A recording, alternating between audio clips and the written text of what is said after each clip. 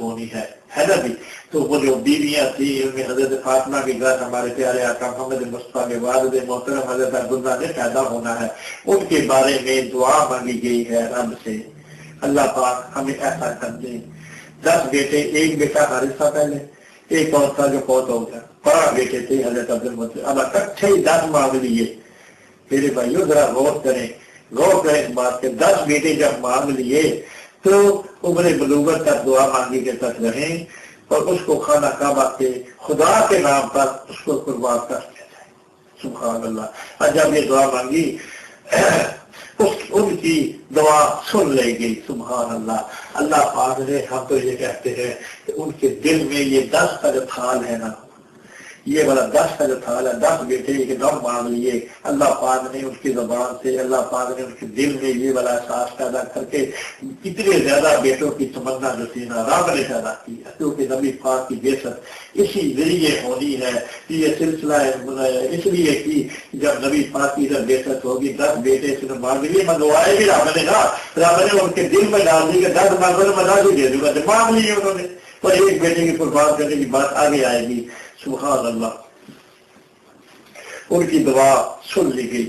سبحان اللہ. اب یہاں پہ حضرت عبداللہ، حضرت جتنے بھی حضرت عبدالمطلب کے بیٹے ہیں نا، یہ سارے کے سارے اب بات ہونے لگی ہے. سبحان. ان کی دعا، یہ بیٹے 10 جو تھے نا، یہ سارے کے سارے حضرت عبدالمطلب کی دعا میں وہ پہلے آپ ان کا احساس محرومی نوٹ کر لیا ہے نا کہ ان کی زیادہ بیویاں تھیں، لیکن کسی بیوی سے اللہ پاک نے ان کو اولاد سے نہیں نوازا تھا.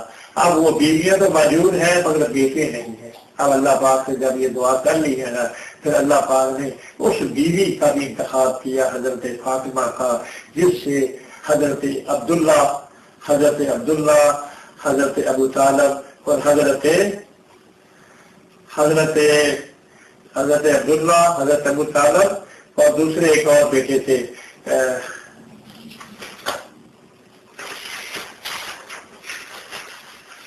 حضرت زبیر.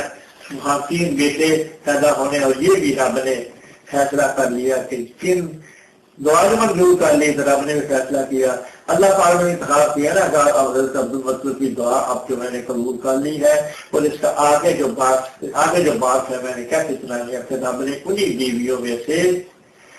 بیویوں میں سے تو اللہ پاک نے پھر ہمارے نبی پاک صلی اللہ علیہ وسلم والد محترم کو بھی معبود فرمایا. سبحان اللہ. اب یہ دعا ہو گئی، سال گزرتے رہے اور ان کے 9 بیٹے پیدا ہو گئے. سبحان اللہ. دعا مانگ دی حضرت عبدالمطلب. بھائیوں کتنا خوشنما نبی پاک کی مولود کا واقعہ ہے نا جی.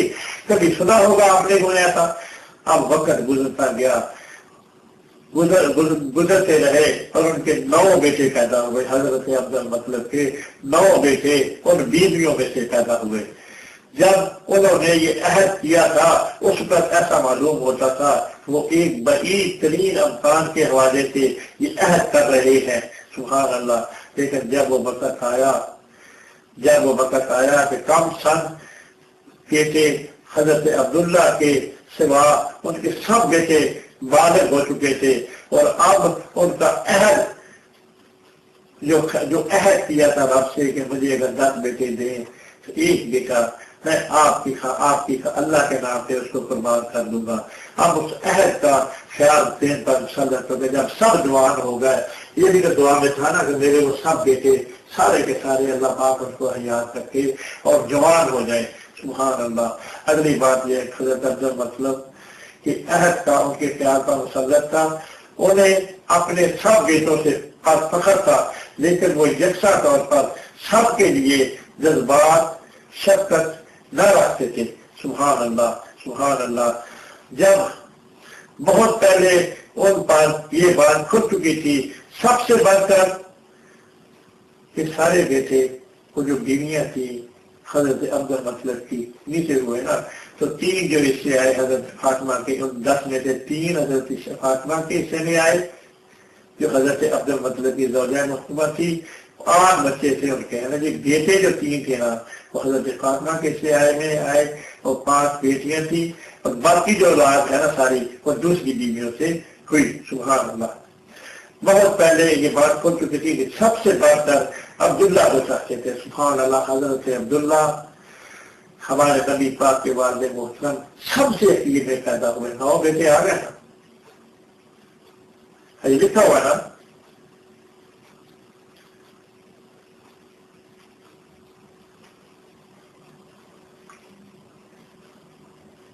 لکھا ہوا نا, ان کی دعا سن لی گئی اور سال گزرتے رہے اور ان کے 9 بیٹے پیدا ہوئے. 9 پیدا ہو گئے تو انہوں نے یہ عہد جو کیا تھا اب اس کی یاد ستانے لگی. حضرت عبداللہ سب سے آخر میں پیدا ہوئے تھے. شاید خدا بھی اسی بیٹے کو فقیت دیتا تھا. سبحان اللہ. اب حضرت عبداللہ ہمارے نبی پاک کے والد محترم پیدا ہو چکے ہیں. اللہ پاک بھی اسی بیٹے کی طرف جو نور مستقوی ہے حضرت عبد المطلب سے, وہ اب ٹرانسفر ہو گیا ہے حضرت عبداللہ کے اندر. اب حضرت عبداللہ کی باتیں سنیں گے. بھئی آپ کا ایمان تازہ نہیں ہوگا؟ کبھی سنا ہے اس طرح کا واقعہ جو آپ کے گوشت رہے ہیں؟ حضرت عبداللہ میں وہ نور جو تھا نا, نور مستقوی, اب وہ ٹرانسفر ہو گیا ہے حضرت عبد المطلب سے حضرت عبداللہ میں. سبحان اللہ.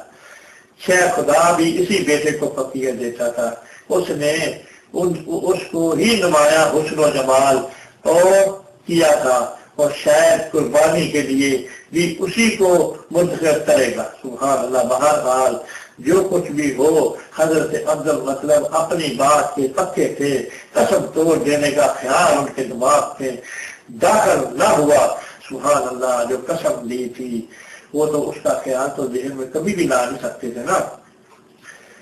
وہ انصاف کی پاسداری کرتے وقت شخص تھے, ذمہ داری کا گہرا احساس رکھتے تھے, جس کا مطلب یہ تھا وہ جانتے تھے کہ کون سی ذمہ داریاں ایسی ہیں جنہیں سر لینے سے اعتراض کیا جانا چاہیے. وہ بات اپنے ذمہ لینے کے لیے تیار نہ تھے. فیصلہ کریں گے کہ کس بیٹے کو قربان کیا جائے. سبحان اللہ. اب سب بیٹے جوان ہو گئے. یہ بڑا حسین ہمارے اسلام میں نبی پاک صلی اللہ علیہ وسلم کے بیسٹ سلسلے کا بڑا حسین اور بڑا ہی خوبصورت واقعہ ہے جو آپ کے گوشگزار ہو رہا ہے. سبحان اللہ. اس کے لیے حضرت عبداللہ کو غیر نشو و نما یافتہ بچہ قرار دینے کی مزید گنجائش نہ رہی. اب حضرت عبداللہ بھی وہ انہوں نے بھی اپنے تمام بیٹوں کو جمع کیا. وہ عمر بلوغت میں پہنچ چکے ہیں. اب وہ قسم پورے ہونے کا وقت آیا ہے. جب دعا مانگتے وقت وہ جو قسم دی تھی نا حضرت عبداللہ, انہوں نے تمام بیٹوں کو جمع کیا. اللہ سے اپنی نظر کے بارے میں انہوں نے بتایا جو اللہ پاک سے انہوں نے وعدہ کیا تھا کہ ایک بیٹا خانہ کعبہ میں آ کر اللہ کے نام پر قربان کریں گے. سبحان اللہ. اور ان سے خواہش کی تو ان کی عہد کا ایفا میں اس کی مدد کریں. آپ بیٹوں کو کہہ رہے ہیں کہ وہ جو میں نے وعدہ کیا ہوا ہے اللہ جل شانہ سے کہ ایک بیٹا عالم شریف میں آ کر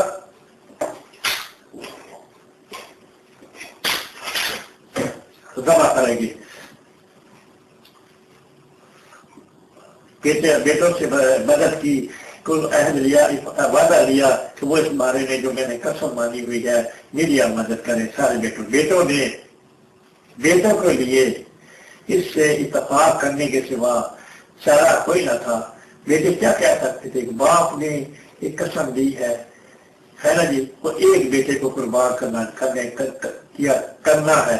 اب کس کو کرنا ہے اس کا فیصلہ آگے ہو رہا ہے. تو اب بیٹوں خاموشی اختیار کی کہ جیسے ہمارے باپ کی مرضی ہے ٹھیک ہے, سڑے خم ہیں ہم, جیسے ہمارے باپ عبد المطلب کہتے ہیں. ان میں سے ہر بیٹے کے لیے یہی تھی کہ ساری کی مائیں علیحدہ تھی نا. 3 بیٹے تو حضرت فاطمہ تھے نا, نبی پاک کا 3 بھائی جو ہم نے بتائے نا ابھی.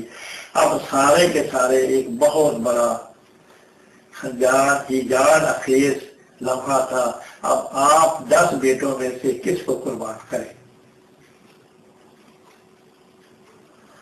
اس کے باپ کا حلف اور ان کا حلف تھا لیا تھا انہوں نے دریافت کیا مجھے کیا کرنا چاہیے. ان بیٹوں نے پوچھا کہ اے ابا جان ہمیں کیا کرنا چاہیے. انہوں نے بیٹوں سے کہا کہ الگ الگ ایک تیر پر ان میں سے ہر ایک سے ایک نشان نشان لگائے اور اسی اسلام میں انہوں نے تیر پھال نکالنے والے قریش کے سرکاری کاہن کو بلا دیتا. کعبے میں موجود ہے. بعد ازاں وہ حرم شریف میں بیٹوں کو لے کر گئے اور اس کے ساتھ ان کو ساتھ لیے خود آگے بیت اللہ شریف میں داخل ہوئے. وہاں پہنچ کر انہوں نے فعال گیر خان کو اپنی نظر کے بارے میں بتایا اور ہر بیٹے نے اپنا اپنا تیر پیش کیا. حضرت عبد المطلب انہوں نے ایک بڑی چھری جو اپنے ساتھ لائے سے نکالی اور تیر پھینکنے لگے. اب جب وہ عبداللہ کا حضرت اب جو قربان ہونے کی بات ہے میرے بھائیوں، اب یہ والی بات اپنے دل میں محفوظ رکھیں. یہ والا بہت حسین واقعہ ہے. اب جو تیر نکالا گیا تو حضرت عبداللہ کا تیر نکلا کہ حضرت عبداللہ کو وہ جو بنت بانی ہوئی ہے حضرت عبداللہ کو قربان گاہ میں جا کر اللہ کی نظر اللہ کے نام پر قربان کیا جائے. اب نکلا وہ حضرت عبداللہ کا تیر تھا جس پر قربانی کا فیصلہ نکلا. ان کے والد نے اب جب نکل آیا تو ان کے والد حضرت عبداللہ نے ان کا ہاتھ پکڑا اور وہاں دوسرے ہاتھ میں چھری لیے انہوں نے دروازے تک لے گئے. ارادہ تھا انہیں لیے ہوئے سیدھے قربان گاہ پہنچ جائے کہ وہ اپنے آپ کو غور اور تعامل کا موقع نہ دینا چاہتے تھے، کیونکہ وہ اس بارے میں سوچنا ہی نہیں چاہتے تھے کہ منت نکلی ہے حضرت عبداللہ کی نبی پاک کے والد محترم کی. اس بارے میں کیونکہ سب سے زیادہ پیار وہ حضرت عبداللہ سے کرتے تھے. ان کے دل میں وہ سوچنا ہی نہیں چاہتے تھے اس بارے میں. وہ منت کی زیادہ مقدس سمجھ رہے تھے کہ میں اس بارے میں سوچوں کہ حضرت عبداللہ کے بارے میں اس کو کام کو نہ کروں یا کروں، کیونکہ غور و تعامل کا موقع نہ جا اپنے آپ کو اس بارے میں سانا ہی نہیں چاہتے تھے، اس بارے میں سوچنے نہیں چاہتے تھے یہ کس کا نکلا ہے وہ ٹھیک ہے، جس کا بھی نکلا ہے اس کو قربان کر. اب جب یہ بات ہو گئی لیکن انہوں نے گھر کی عورتوں کا اندیا نہیں معلوم کیا. جب یہ بات نکل آئی حضرت عبداللہ کا نام نکل آیا قربان کرنے کے لیے اللہ کے نام پر، تو انہوں نے یہ بات کسی سے مشورہ نہیں کیا. اپنی جو زوجات کی فیملی تھی کسی سے یہ بات نہیں کی کہ اس بارے میں اب کیا کیا جائے. سبحان اللہ. خاص کر حضرت عبداللہ کی ماں فاطمہ، اب وہ بات آ رہی ہے. حضرت عبداللہ جس طرح ہمارے نبی پاک کے جو والد محترم تھے ان کی ماں فاطمہ، ان کی دوسری بیویوں مسافاتی قبائل سے تعلق رکھتی تھی اور مکے میں نسبتاً ان کا اثر کم تھا. لیکن حضرت فاطمہ قریش کی عورت تھی. ہمارے پیارے آقا محمد مصطفیٰ کی دادی حضرت عبداللہ کی والد محترمہ وہ قریش کی ایک خانہ قبیلہ قریش سے تعلق رکھتی تھی. قریش کے ایک طاقتور قبیلے مخزوم سے تعلق رکھتی تھی. وہ قریشی تھی. نبی پاک کی دادی حضرت عبداللہ کی والدہ محترمہ اور مکے کے تعلق رکھتی، جبکہ ماں کی جانب سے وہ قصی کے بیٹوں میں سے ایک یعنی عبد اولاد میں سے تھی. سبحان اللہ. جو ہم پہلے بتا چکے ہیں نا.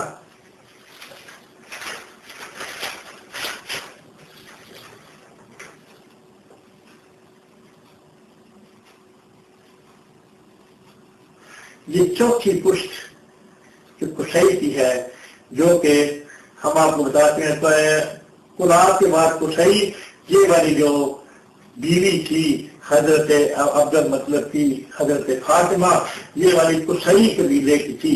ہم آپ کو یہ بھی بات بتا دیں کہ جتنا بھی بات ہے نا ہمارے پیارے آقا جو لوگ حضرت آمنہ جو تھی حضرت خدیجہ الکبریٰ تھی وہ اسی فہر قبیلے جو اسی نسل میں اس کو اللہ پاک نے منتخب کر دیا، اس کو برگزیدہ کر دیا اس خاندان کو.